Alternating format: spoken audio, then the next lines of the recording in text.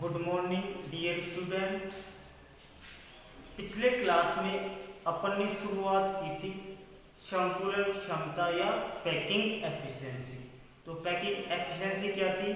किसी क्रिस्टल जालक में उपस्थित अवयवी कणों द्वारा घिरा गया स्थान क्या कहलाता था? आयतन या स्थान क्या कहलाता था? उस क्रिस्टल जालक की संकुलन क्षमता। और उसके बाद में अपन ने कैलकुलेट की थी एक सरल घनीय एकक कोष्ठिका में कितनी आती है, 52.4। कैसे आती है वो सब अपन ने कैलकुलेट की थी। उसके बाद में अपन ने किसकी कैलकुलेट की थी? फलक केंद्रीय घनीय एकक कोष्ठिका में, एफसीसी टाइप की एकक कोष्ठिका में क्या की थी? तो उसकी कितनी आई थी? एससीपी, एफसीपी या आपकी सीसीपी प्रकार की एकक कोष्ठिका में कितनी आई थी? 74%। अब एक टाइप की अंतः कोशिका और बच गई आपकी कौन सी एकक कोशिका? बीसीसी टाइप की अंतः केंद्रित घनीय एकक कोशिका या घनीय संरचनाओं में संकुलन क्षमता, या आप कह सकते हो बॉडी सेंटर्ड क्यूबिक सेल के अंदर पैकिंग एफिशिएंसी किस तरह से निकालते हैं, कितनी आती है, वो अपन को क्या करना है? कैलकुलेट करना है। तो भाई वो कितनी आती है? 68% मैंने लिखाई थी। अब वो कैसे आती है वो अपन देखेंगे। तो हेडिंग डालिए तीसरे टाइप की एकक कोशिका क्या? अंतः केंद्रित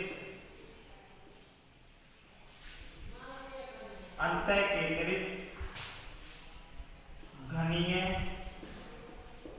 प्रकार की संरचनाओं में, अंतः केंद्रीय घनीय प्रकार की संरचनाओं में संकुलन क्षमता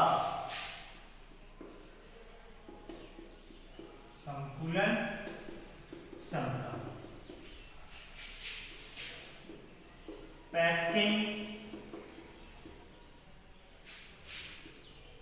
एफिशिएंसी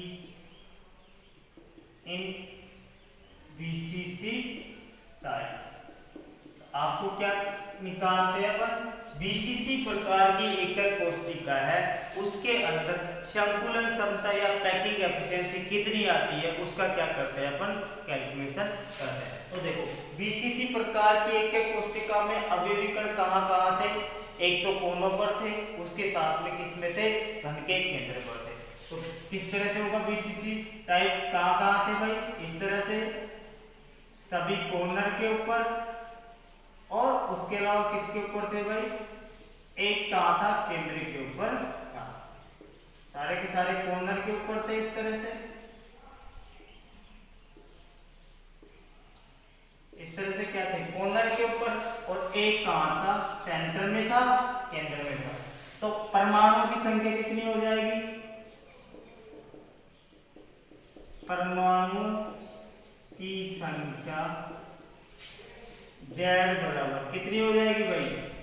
8 तो कॉर्नर है, Z बराबर क्या हो जाएगा? 1/8 इंटू 8 प्लस सेंटर वाला, तो ये कितना हो जाएगा? 1। तो Z बराबर क्या जाएगा? 1 बराबर 2। तो कुल परमाणुओं की संख्या कितनी होगी भाई बीसीसी टाइप में? 2। ये आपको पहले निकला रखी है आपको अवयवी कणों की संख्या। तो बीसीसी टाइप की प्रकार की कोशिका में अवयवी कण कहाँ होते हैं? कॉर्नर प्लस सेंटर के ऊपर।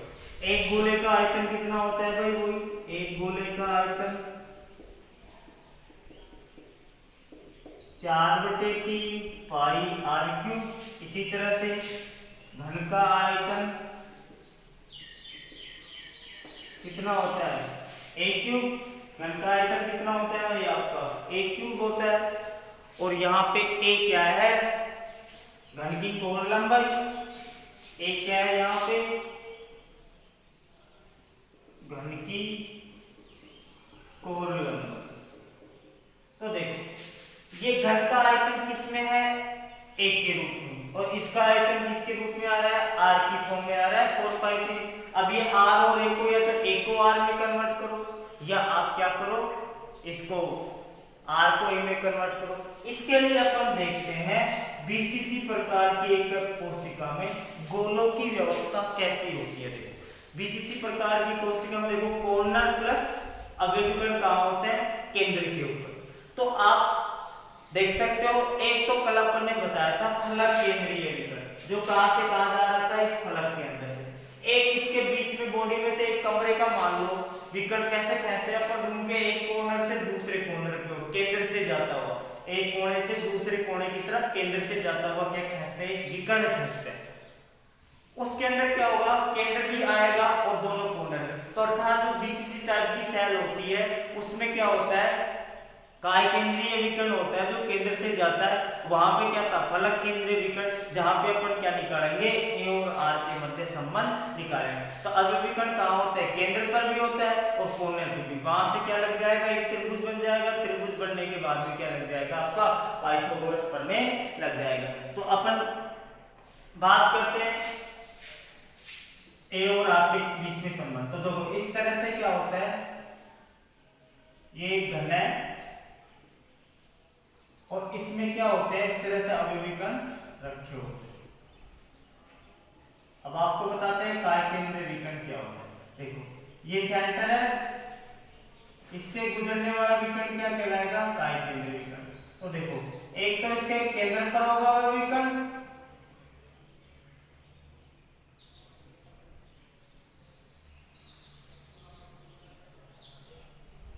और क्या हो जाएगा, वही आधा गोला इस कोने पे और आधा गोला इस कोने पे हो जाएगा। इसको दे दो आप क्या, ए बी सी, और इसको दे दो आप डी, ए बी सी। तो देखो घन के एक कोण की लंबाई कितनी होती है, ए, इसकी भी कितनी हो जाएगी, ए, और इसकी भी कितनी हो जाएगी भाई, आपकी ए के बराबर हो जाएगी। अब बात करते हैं, अब ये CD का मान कैसे आएगा भाई, जब आपको ये मान पता है, ये मान पता है। ये त्रिभुज क्या हो रहा है, एक त्रिभुज ये भी बन रहा है, देखो एक त्रिभुज क्या बन रहा है, फलक केंद्रीय विकर्ण के साथ। तो मान लो इसका मान, जब इसका मान पता है, इसका मान आ जाएगा आपके पास, तो इसका मान पता हो जाएगा। अब देखो मैं इनको अलग अलग बना रहा हूं, दो त्रिभुज बन रहे हैं, एक तो क्या बन रहा है ABD और एक बन रहा है BCD। एक तो ये वाला बन रहा है फलक केंद्र से, ये वाला एक बन रहा है आपका काय केंद्र से होता हुआ। तो इसको अलग अलग कर रहा हूं, देखो इस तरह से क्या बन रहा है, त्रिभुज बन रहा है। तो आपको CD का मान निकालने के लिए क्या चाहिए, BC का मान चाहिए और BD का मान, और BD का मान, इसका मान क्या है, घन की कोण लंबाई है, ये किसके बराबर है भाई, आपकी AB किसके बराबर है, A के बराबर है। तो देखो त्रिभुज ABD से, त्रिभुज ABD से मैं निकाल रहा हूं उसको बार बार, यहां पे इस तरह से क्या है, ये त्रिभुज है, ये क्या है आपकी D, ये क्या है B, और ये क्या है A। इस तरह से आपने अलग निकाल लिया कौन से त्रिभुज को, ABD को। अब देखो AB की लंबाई कितनी है, A, और AB की कितनी है, A। आपको क्या निकालनी है, BD, अर्थात फलक केंद्रीय विकर्ण की कल निकाला था अपन ने, √2a आता है। तो यहाँ पे देखो वही पाइथागोरस प्रमेय लगाओगे तो BD स्क्वायर बराबर कितना हो जाएगा भाई आपका, AB square plus AD square या DA स्क्वायर। AB का मान कितना होता है भाई, A square plus A square. तो BD बराबर कितना आ गया, BD स्क्वायर। तो ये कितना हो जाएगा भाई, BD स्क्वायर बराबर कितना हो जाएगा, 2A स्क्वायर, या इसको आप लिख सकते हो BD बराबर कितना हो गया आपका, √2a। तो BD का मान कितना आ गया भाई आपका, √2a। इसके अंदर देखो दो बार त्रिभुज लगेंगे और दो बार क्या बनेगी, पाइथागोरस प्रमेय लगेगी। तो सबसे पहले बात करते हैं, ये थोड़ा वीडियो में कट रहा है बच्चों, मैं इसको आगे लिखता हूँ। तो BD बराबर यहाँ पे क्या आ गया, √2a। इसको आगे और सॉल्व करते हो तो BD का मान कितना आ गया भाई आपका, BD बराबर कितना आ गया, √2a। तो आपने ये मान निकाल लिया √2a। अब ये तो होगी पहले त्रिभुज की बात, ABD की बात। अब पढ़ते हैं अपन नेक्स्ट त्रिभुज BCD की बात। तो त्रिभुज BCD से, त्रिभुज BCD से, त्रिभुज BCD से, तो बना लो त्रिभुज BCD क्या है,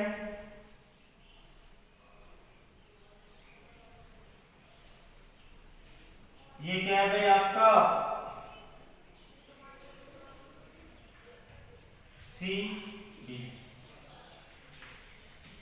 बी और सी का मान कितना है, वही घर की कॉलम बाई ए के बराबर। बीडी का मान आपने निकाल लिया, ये कितना है √2a। अब ये आपको निकालना है कौन सा, इसका। तो यहाँ पे वही दोनों की व्यवस्था देखो, एक तो का होगा सेंटर के ऊपर और दो का होंगे कॉर्नर के ऊपर होंगे, इस तरह से दो का होंगे भाई आपके इस तरह से कोनों के ऊपर होंगे। ये क्या है डी है, इसकी त्रिज्या r, इसकी r, इसकी r, इसकी क्या हो गई r।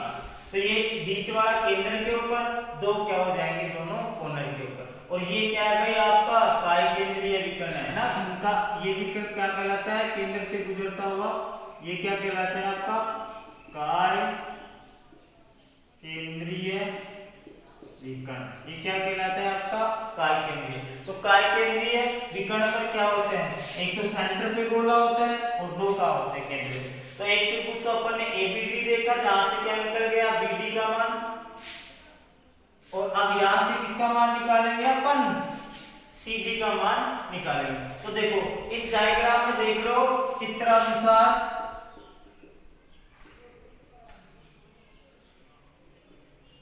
CD किसके बराबर है, r प्लस r बराबर 4r के बराबर।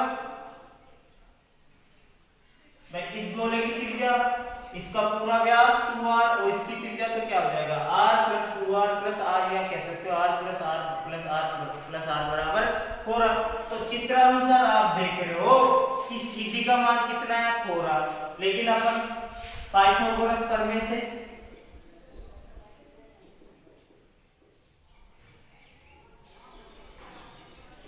पाइथागोरस प्रमेय से क्या हो जाएगा, CD स्क्वायर बराबर किसके बराबर हो जाएगा, वही BD square plus BC square के।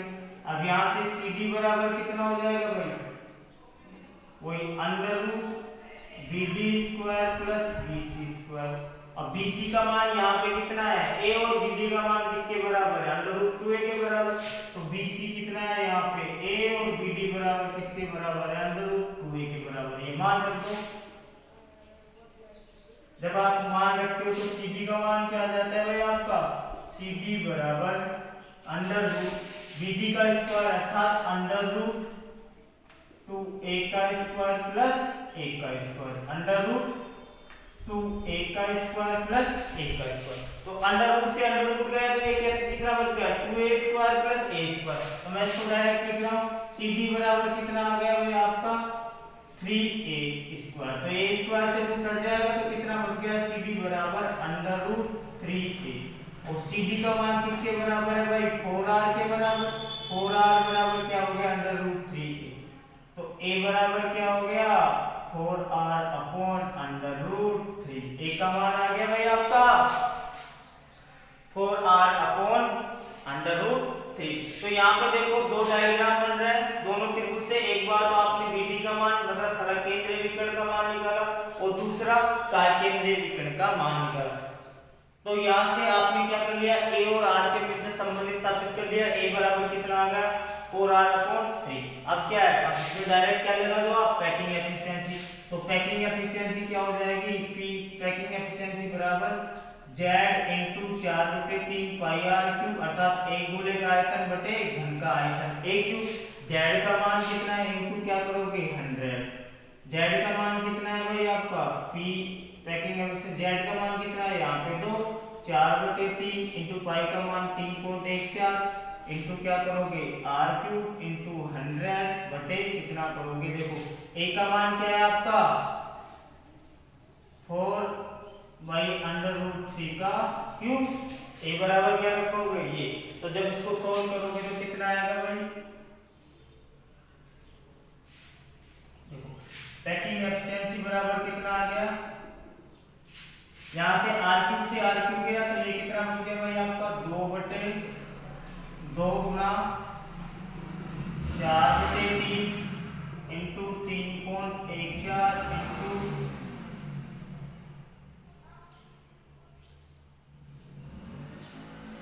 पैकिंग एफिशिएंसी बराबर कितना हो गया 2 गुना 4/3 into 3.14 into r cube into 100 बटे कितना हो गया ये 4 बटे 3√3 इंटू r³ से r³ गया, इससे ये गया, ये 3 ऊपर जाके हो जाएगा तो 3 से 3 गया। तो इसको जब आगे आप सोल्व करते हो, जगह की थोड़ी सी क्या है मेरे पास, यहाँ पे बोर्ड सोल्व पड़ रहा है तो मैं डायरेक्ट आंसर लिख रहा हूँ। तो आपका मान आएगा लगभग 67.54% के आसपास, 67.54% के आसपास ये आप कह सकते हो। पैकिंग एफिशिएंसी कितनी आएगी, 68% के आसपास आएगी। तो इस तरह से बीसीसी टाइप की जो कोशिकाएं होती हैं उनकी पैकिंग एफिशिएंसी कितनी आती है भाई, 68% आती है। एक बार दोबारा से देखो इस डेरिवेशन को,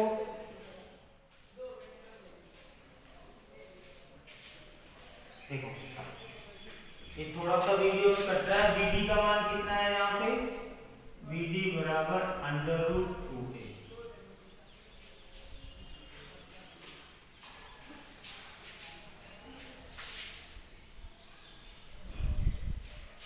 यहाँ पे BC का मान किसके बराबर है, 1 के बराबर, और BD का मान किसके बराबर है भाई, √2a के बराबर। एक बार दोबारा से देखो, अंतःकेंद्रीय या बीसीसी टाइप की कोई कोशिका होती है, उसमें आपके अवयवीकरण कहाँ व्यवस्थित होते हैं, एक तो कोनों पर और दूसरे कहाँ पे होता है, केंद्र के ऊपर, कोने प्लस केंद्र। तो एक काय केंद्रीय विकर्ण क्या होता है, कोई भी कमरा है, कमरा क्या होता है, घन के समान होता है। तो आप उस कमरे के एक कॉर्नर से दूसरे कॉर्नर पर केंद्र से जाता हुआ विकर्ण खींच दो बीचों बीच से, तो वो क्या कहलाएगा, काय केंद्रीय विकर्ण। तो ये विकर्ण क्या हो गया, काय केंद्रीय विकर्ण। तो परमाणु की संख्या देखो कितनी हो जाएगी, कोनों पर 1/8 × 8, सेंटर पर 1 से संपर्क करेगा तो कितनी हो जाएगी, 2। एक गोले का आयतन वही 4/3 πr³, तो घन का आयतन कितना होता है, 1³ और तो एक क्या है यहाँ पे घन की कॉलम है। देखो यहाँ पे आयतन r की फॉर्म में है, यहाँ पे आयतन किसकी फॉर्म में, a की फॉर्म में। तो या तो r को a में कन्वर्ट करो या a को r में कन्वर्ट करो। इसके लिए अपन क्या करते हैं, इसके गोलों की व्यवस्था देखते हैं अवयवीकरणों। तो केंद्र प्लस कोनों पे रहता है, तो काय केंद्रीय विकर्ण पर अपन देखते हैं इस तरह से, केंद्र प्लस दोनों कोने पर। तो यहाँ पे देखो एक फलक केंद्रीय विकर्ण, तो ये त्रिभुज बन गए, तो एक तो a b c d, देखो एक बन रहा है a b d और दूसरा बन रहा है b c d। तो इसका मान ज्ञात करने के लिए आपको अगर ये मान मिल जाए तो ये मान आ जाएगा, ये पूरे, ये तो पता है आपको क्या है, घन की कोण लंबाई है, इसका मान आपको निकालना है, और ये दोनों मान आ जाएंगे तो ये पता चल जाएगा। अब इसका मान निकालने के लिए अपने को ये दोनों की हेल्प, यहाँ पे त्रिभुज बन रहा है, समकोण त्रिभुज, तो इसकी सहायता से तो मैं नीचे वाला त्रिभुज ले रहा हूँ सबसे पहले, त्रिभुज ABD।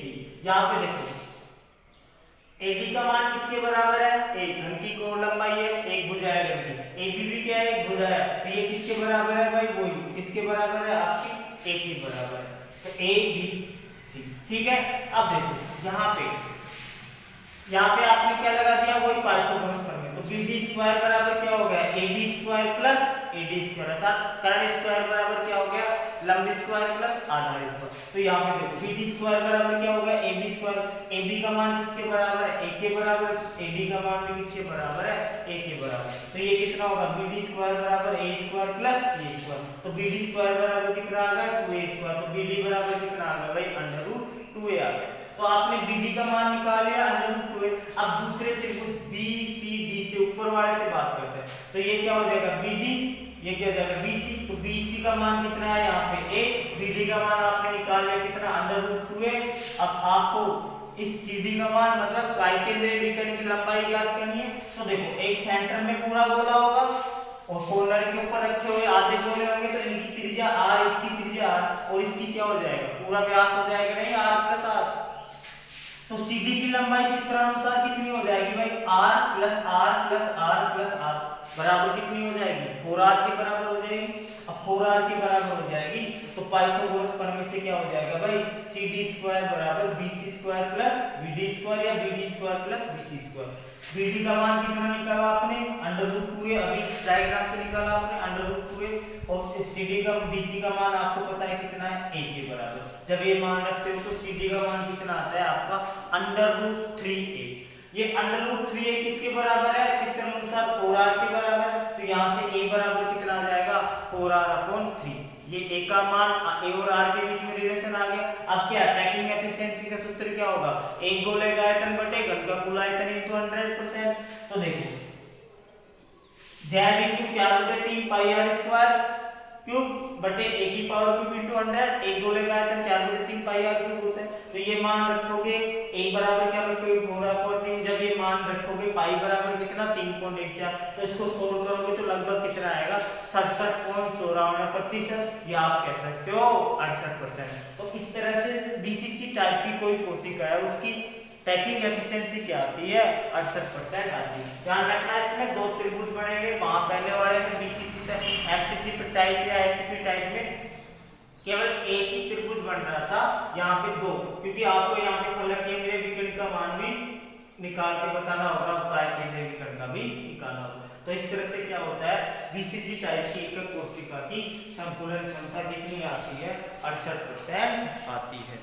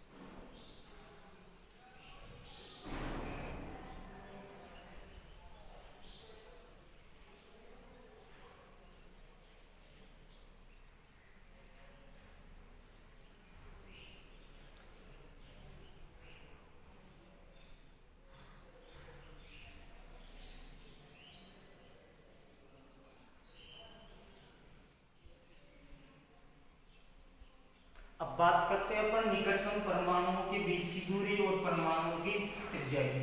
तो जो बीसीसी टाइप की कोशिका है उसमें निकटतम परमाणुओं के बीच की दूरी क्या है और परमाणुओं की त्रिज्या क्या है। तो ये कितनी आती है पैकिंग एफिशिएंसी भाई 68% और वैसे एग्जैक्ट कितनी आती है 67.54, तो आप लगभग मान सकते हो कितना 68% की आती है संकुलन क्षमता आती है। तो ये क्या हो गया बीसीसी टाइप का, आपको तीनों प्रकार के डेरिवेशन करके बता दिए हैं, एससीसी बीसीसी एफसीसी।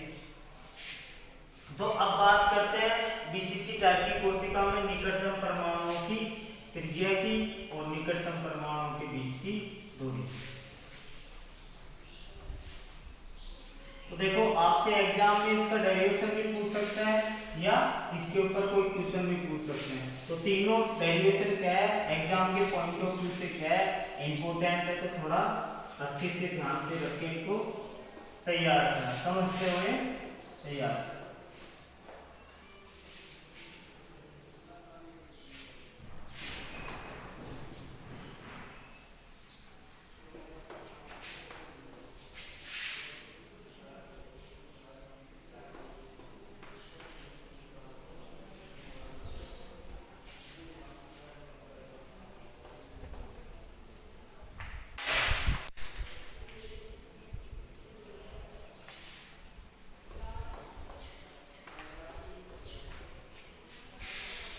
अब बात करते हैं निकटतम परमाणुओं के बीच की दूरी या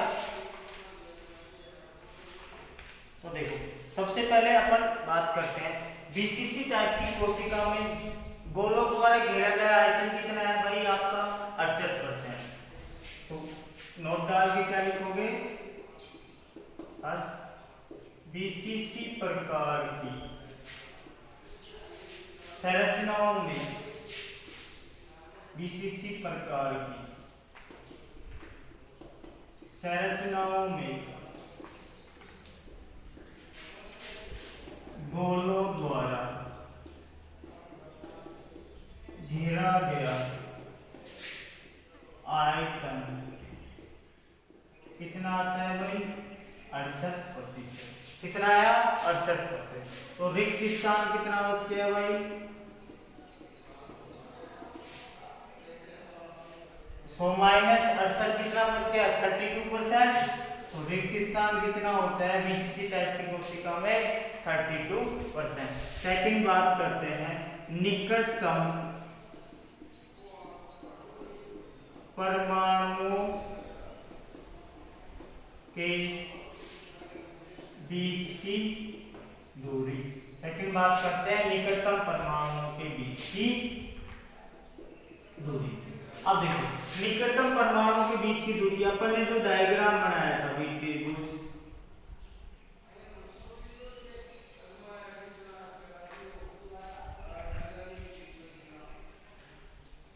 ये हो गया आपको त्रिभुज आया था। एक तो कहा था केंद्र के ऊपर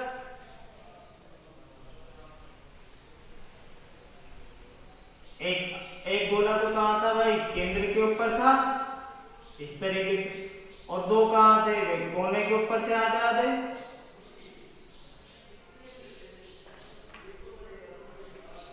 दो कहां थे आपके आर इनकी त्रिज्या इसकी आर और इसकी आर। ये क्या आ रहा था आपका बी सी डी। इसका मान कितना आया था बी डी का √2a के बराबर।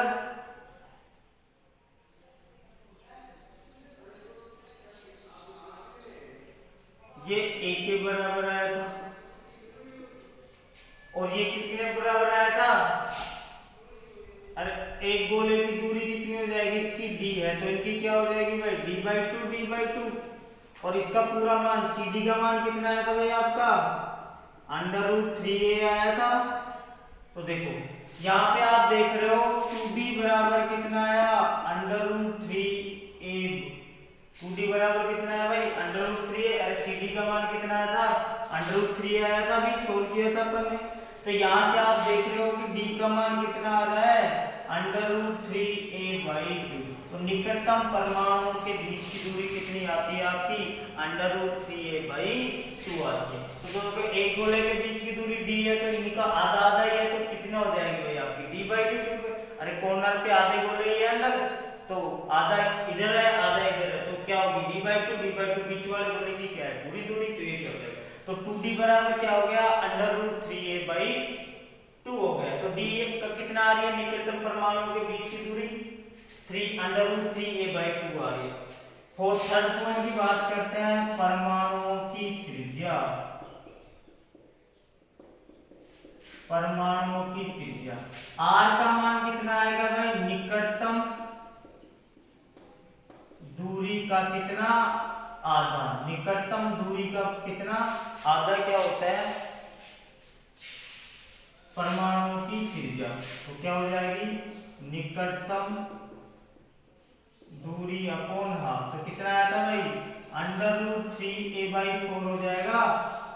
अरे नीचे 2 × 2 तो ये कितना हो जाएगा √3a/4। इस तरह से कितना आ जाएगा भाई निकटतम परमाणुओं के बीच की दूरी। तो देखो निकटतम परमाणु इस तरह से तो 2d बराबर क्या आया था ये अपन ने मान निकाला था कितना आया था √3a काय केंद्रीय विकर्ण के। तो ये कितना हो गया भाई 2d बराबर √3a d बराबर क्या आ गया आपका √3a/2 आ गया। और परमाणु की त्रिज्या क्या होती है भाई निकटतम दूरी का आधा। तो निकटतम दूरी कितनी आई भाई आपकी √3a/2। तो ये कितना हो गया √3a/4। 68% भरा हुआ है कितना खाली है 32%। नेक्स्ट पॉइंट काय केंद्रीय विकर्ण की लंबाई कितनी है भाई काय केंद्रीय विकर्ण की लंबाई कितनी आई आपकी √3a। तो काय केंद्रीय विकर्ण की लंबाई कितनी है भाई आपकी √3a। ये काय केंद्रीय विकर्ण है, केंद्र से गुजरता हुआ। ये क्या है, फलक केंद्रीय विकर्ण का डायग्राम में, तो इसका मान कितना आया था, कल अपन ने निकाला था √2a, आज भी निकाला। तो काय केंद्रीय विकर्ण की लंबाई कितनी होती है √3a। फलक केंद्रीय विकर्ण की लंबाई कितनी होती है √2a। निकटतम परमाणुओं के बीच की दूरी कितनी आई √3a/2, और परमाणु त्रिज्या क्या होगी, दूरी का आधा कितना आ गई √3a/4 आ गई। इस तरह से आपकी सभी टाइप की एकक कोशिकाओं की संतुलन क्षमता का मान किस तरह से ज्ञात करते हैं, ये कंप्लीट हो गया। तो ध्यान रखना बच्चों, एग्जाम के पॉइंट ऑफ व्यू से इनका डेरिवेशन भी क्या है, बहुत इंपॉर्टेंट है। तो इनको अच्छे से तैयार करना, डेरिवेशन को समझते हुए नोट करना, और फिर इसको अपने मन से दोबारा से लिखने की कोशिश करना। बस ये डायग्राम ध्यान रखना। बीसीसी टाइप में कहाँ लेना है, काय केंद्रीय विकर्ण पर, और एफसीसी में कहाँ लेना है आपका, एससीपी में फलक केंद्रीय विकर्ण पर। सिंपल वाला तो कॉर्नर पे है, उसमें तो कोई वो नहीं है, तो इन दोनों का थोड़ा सा ध्यान रखना। तो इस तरह से आपकी सभी टाइप की एकक कोशिकाओं की पैकिंग एफिशिएंसी का मान कंप्लीट हो गया।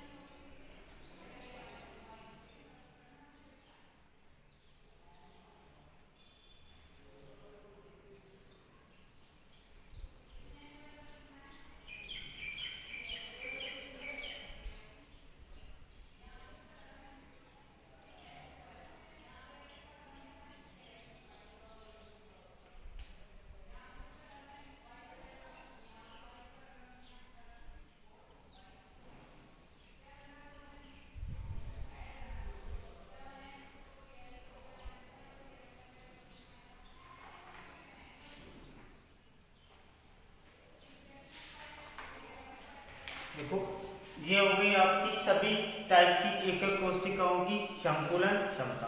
अब बात करते हैं अपन, आपके नेक्स्ट टॉपिक है एकक कोशिका विमा संबंधी निर्णय, अर्थात कोई भी एक एकक कोशिका है उसके घनत्व की गणना कैसे करते हैं। तो अपन उसके ऊपर न्यूमेरिकल भी पूछ सकते हैं, न्यूमेरिकल भी करेंगे और आपके घनत्व का फॉर्मूला भी लिखेंगे। तो नेक्स्ट हेडिंग डालिए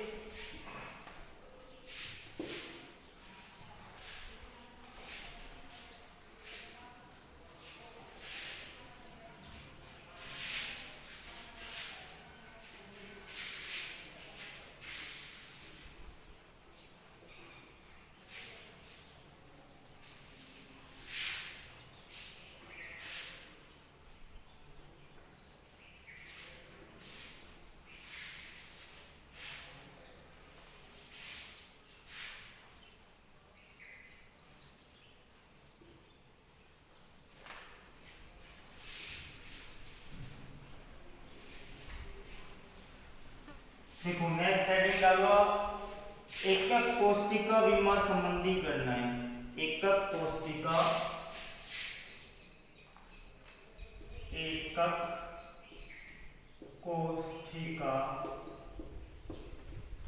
विमा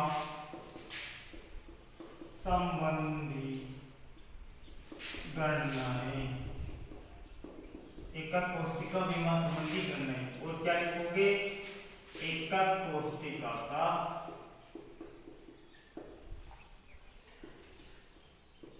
घनत्व। एकक कोष्टिका का घनत्व क्या लिखोगे आप? एकक कोष्टिका का घनत्व। देखो घनत्व क्या होता है? द्रव्यमान अपॉन आयतन, सभी का एक ही फॉर्मूला होता है, लेकिन यूनिट सेल में अपन कैसे? तो आयतन क्या हो जाएगा? घन की एकक कोष्टिका का आयतन कितना होता है भाई? 1 क्यूब। तो सबसे पहले क्या लिखोगे? घनीय एकक कोष्टिका का आयतन कितना होता है आपका? 1 क्यूब के बराबर। एकक कोष्टिका में उपस्थित परमाणुओं का द्रव्यमान कितना हो जाएगा? एकक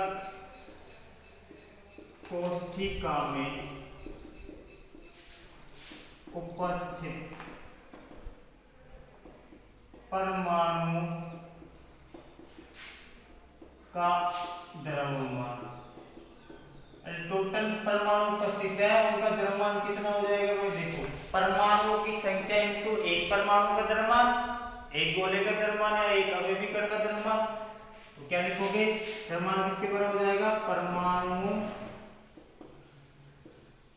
की संख्या Z इंटू एक परमाणु का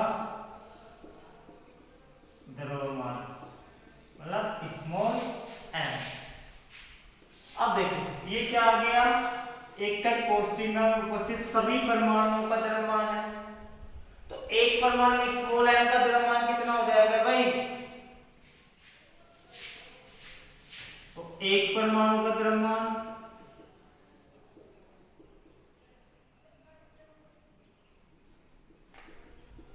स्मॉल m, इसका मोलर द्रव्यमान, परमाणु का मोलर द्रव्यमान बटे अवगाद्रो संख्या। तो ये क्या है आपका? m बटे n। आप कह सकते हो मोलर द्रव्यमान किसका? परमाणु का। यहां पे ऊपर लिख लो परमाणु का मोलर द्रव्यमान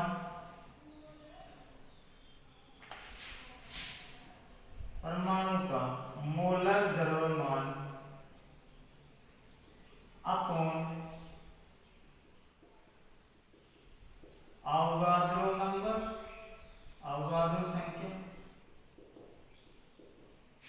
तो स्मॉल m बराबर क्या आ गया भाई?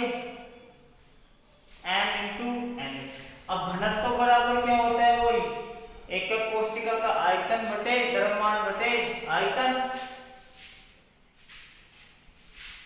तो डेंसिटी क्या होती है भाई आपकी? घनत्व। D बराबर क्या हो जाएगा भाई? Small m upon v। तो एकक कोष्टिका का द्रव्यमान अपॉन एकक कोष्टिका का आयतन। वही घनत्व क्या होता है? द्रव्यमान अपॉन आयतन। देखो द्रव्यमान कितना आ गया?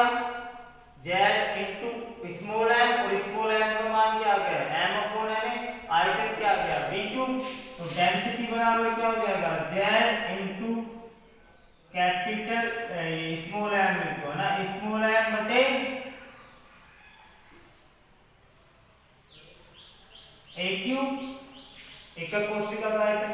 स्मॉल m का मान रखोगे तो कितना हो जाएगा? Z इंटू कैपिटल M या मोलर द्रव्यमान बटे a क्यूब इंटू Na। यह आ गया भाई आपका Z into capital M into a cube into n। Z क्या है यहाँ पे? M क्या है? कैपिटल M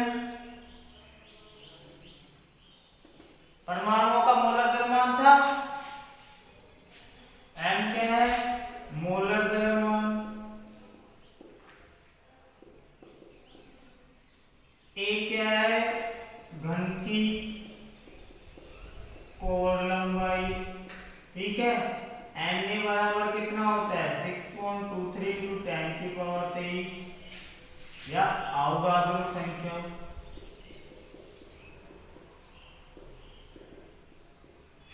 और जेड क्या होती है? परमाणुओं की संख्या। तो देखो मैं दोबारा से रिपीट कर देता हूं, जेड बराबर क्या होगी?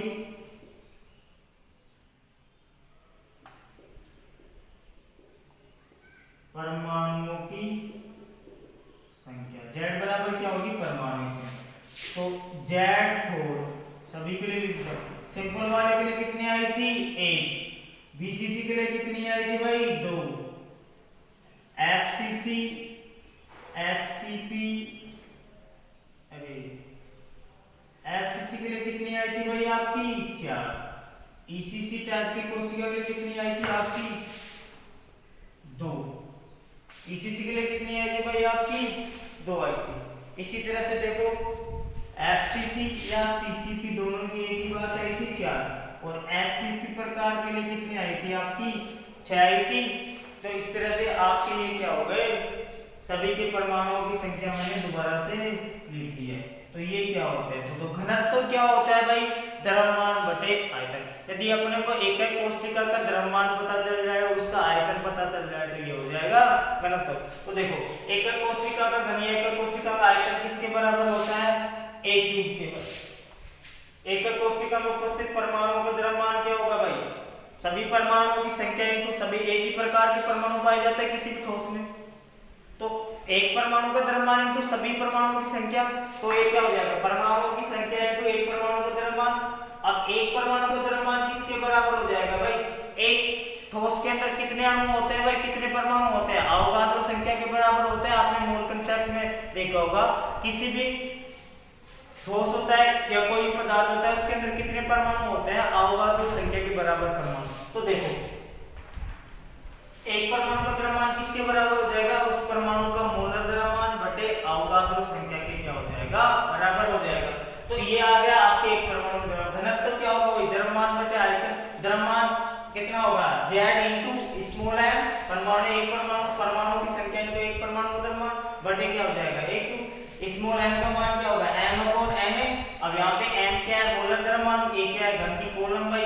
na का मान अवगाद्रो संख्या का होता है। Z परमाणु संख्या सिंपल सरल घनीय के कोशिका के लिए कितनी? 1। बीसीसी के लिए कितनी निकाली थी अपन ने? 2।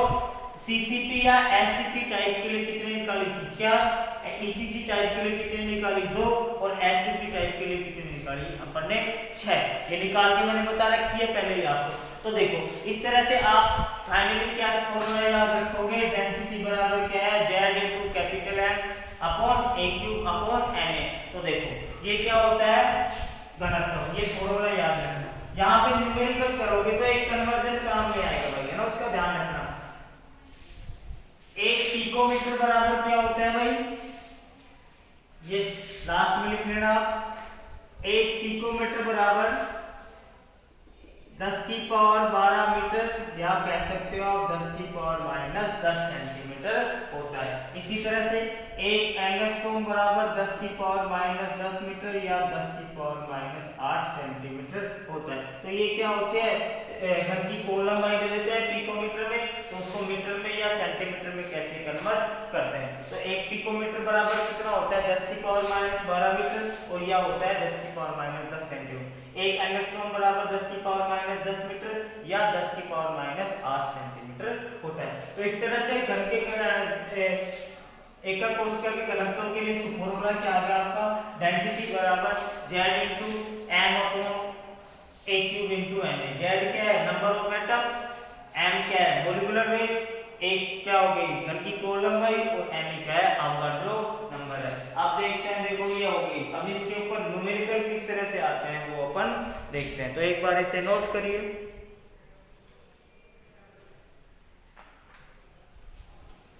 ये नीचे कट रहा है थोड़ा सा, यहाँ पे लिख लेना। एससीपी टाइप की कोशिका में कितना होता है भाई? 6 होते हैं ना। एससीपी टाइप की कोशिका में कितने होते हैं? 6 होते हैं।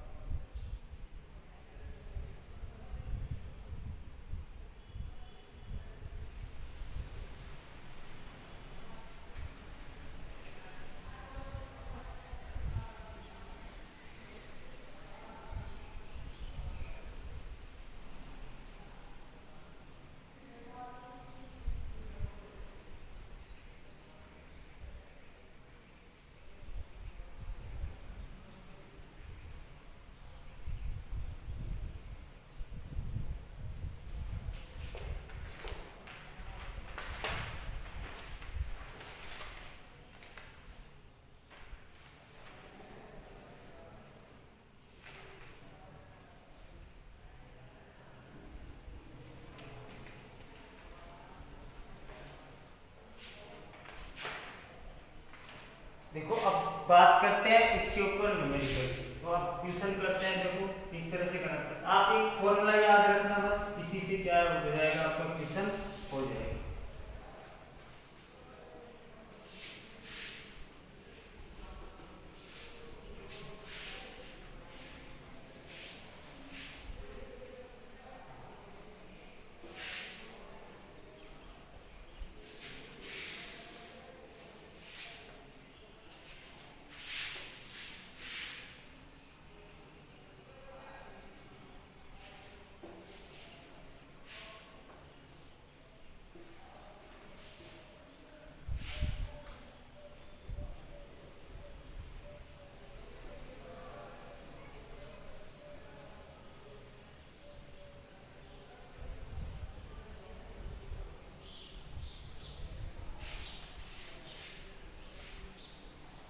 अब देखो ट्यूशन करते हैं। देखो ट्यूशन क्या कह रहा है, सिल्वर सीसीपी जालक बनाता है। ट्यूशन नंबर क्या कह रहा है, सिल्वर सीसीपी जालक बनाता है।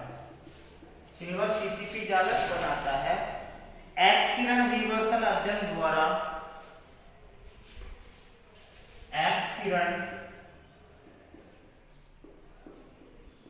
विवर्तन अध्ययन द्वारा पता चला कि इसकी एकक कोशिका के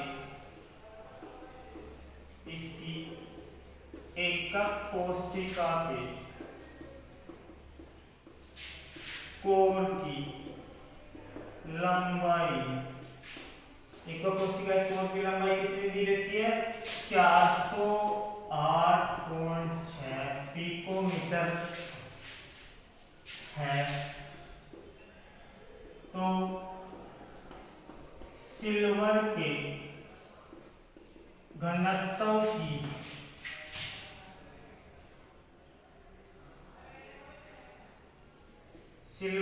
घनत्व की गणना कीजिए। सिल्वर के घनत्व की गणना कीजिए। आपको सिल्वर का परमाणु द्रव्यमान दिया हुआ है, Ag का परमाणविक द्रव्यमान कितना दे रखा है, 107.9 U, 107.9 U ये दे रखा है आपको क्वेश्चन की लाइन में। अब देखो इस क्वेश्चन को सोल्व करते हैं। तो देखो इसमें गिवन क्या क्या है, सबसे पहले देखो आपको क्या कह रहा है, सबसे पहले तो डेंसिटी का फॉर्मूला लगाओ और फिर जो है वो लगाओ। तो देखो सॉल्यूशन, घनत्व बराबर अपन ने क्या निकाला था, Z इंटू कैपिटल M बटे A की पावर क्यूब इंटू Na, यही तो था। सीसीपी प्रकार की कोशिका के लिए परमाणुओं की संख्या कितनी होती है भाई, 4 होती है। तो Z बराबर क्या आ गया, Z4 सीसीपी कितना आता है, 4। अरे एफसीसी फलक केंद्रीय या सीसीपी दोनों की एक ही बात होती है।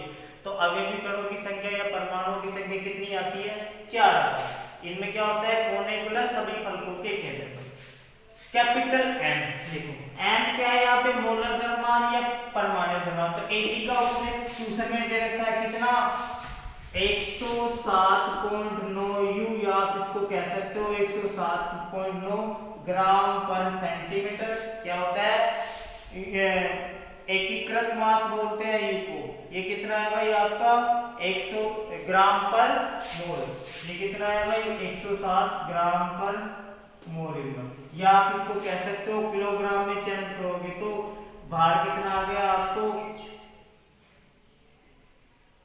107.9 इंटू 1000 का भाग लग जाएगा तो कितना हो जाएगा, 10 की पावर 3 किलोग्राम पर मोल। देखो U का मतलब क्या है, यूनिफाइड मास। देखो जब आईपीएससी ने इनके परमाणु द्रव्यमान या आणविक द्रव्यमान की बात की थी तो पहले किस में लिखते थे, इनके भार को एटॉमिक मास पर पर यूनिट, एएम यूनिट। उसके बाद में उसको शॉर्ट करके क्या दे दिया, यू, स्मॉल यू। और इसका क्या होता है, यूनिफाइड मास मतलब एकीकृत मास।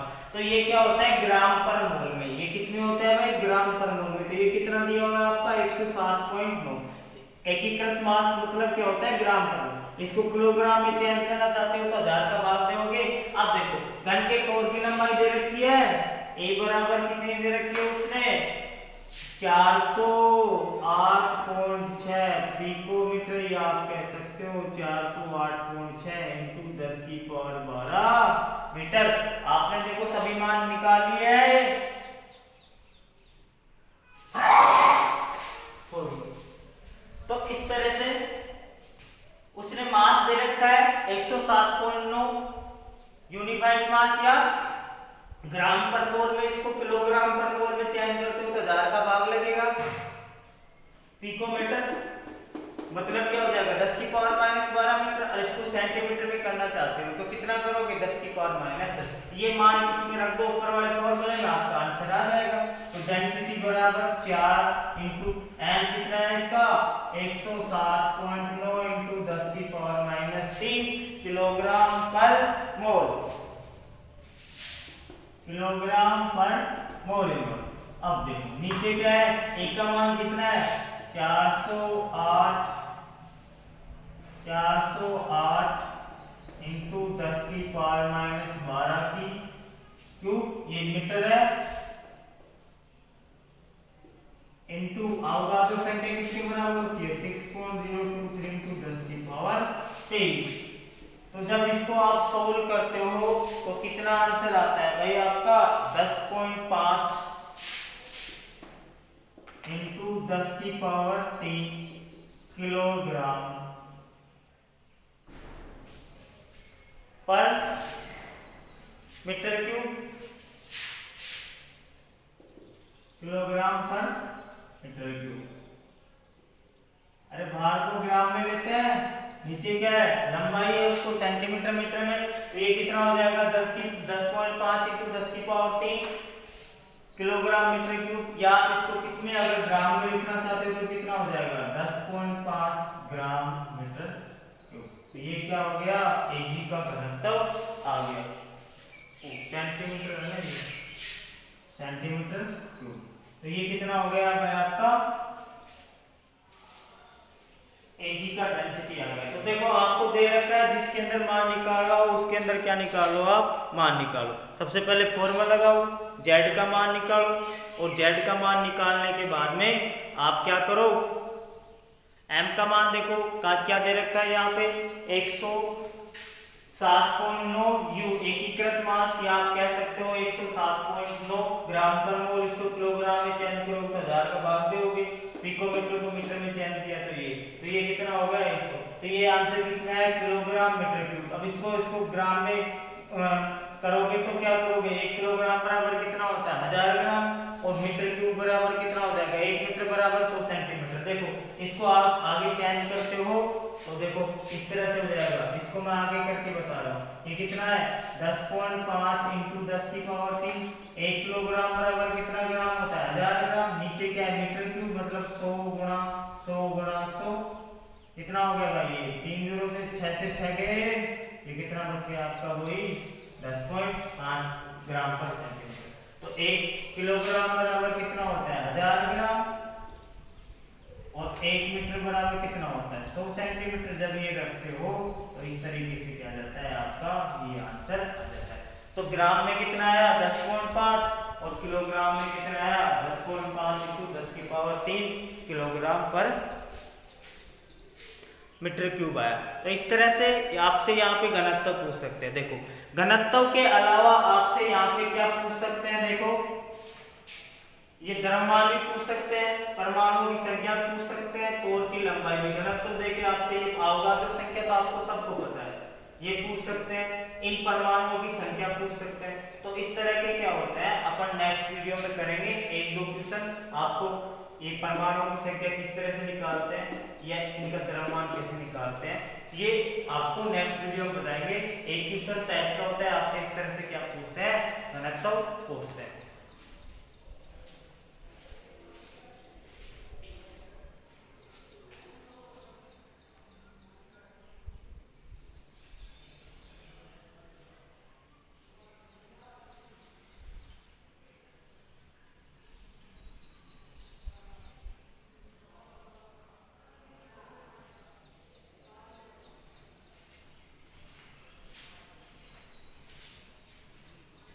देखिए बच्चों, आज की क्लास आपकी यहीं तो होगी। अपन ने सभी प्रकार की एकक कोष्टिकाओं की क्या निकाल ली, संकुलन क्षमता। एससीसी प्रकार की सिंपल घनीय एकक कोष्टिका कितनी आई थी, 68%। उसके बाद में अपन ने एससीपी, सीसीपी या आपकी एफसीसी प्रकार की एकक कोष्टिका उसकी कितनी आई, 74%, वो निकाल ली। और आज निकाला अपन ने बीसीसी टाइप की एकक कोष्टिका का, जिसका मान कितना आया था, 68%। तो एग्जाम के पॉइंट ऑफ व्यू से आपको इनका डेरिवेशन भी ध्यान में रखना होगा, क्योंकि पहले आपको पूछ रखा है बीसीसी या एफसीसी या सिंपल वाला का क्या डेरिवेशन पूछ रखा है, तो बोर्ड के एग्जाम में और भी पूछ सकते हैं आपसे। और फिर अपन ने पढ़ा एकक कोष्टिका का घनत्व कैसे निकालते हैं, ये फॉर्मूला ध्यान रखना है। और परमाणु संख्या आपको कन्वर्जन करना होगा, ग्राम किलोग्राम या पिकोमीटर को मीटर में सारा बता रखा है। और आपको इस तरह से डेंसिटी पूछ सकता है, परमाणुओं की संख्या निकालना पड़ सकता है, द्रव्यमान। तो दो तरह के क्वेश्चन और बनते हैं, वो अपन नेक्स्ट वीडियो में करेंगे। आज की क्लास यहीं तक होगी। किसी को कोई प्रॉब्लम आए डेरिवेशन में तो आप कमेंट बॉक्स में कमेंट करें और मेरे से वो दोबारा से डिस्कस करें। Thank you. चैनल को लाइक, शेयर और सब्सक्राइब करना नहीं भूलें।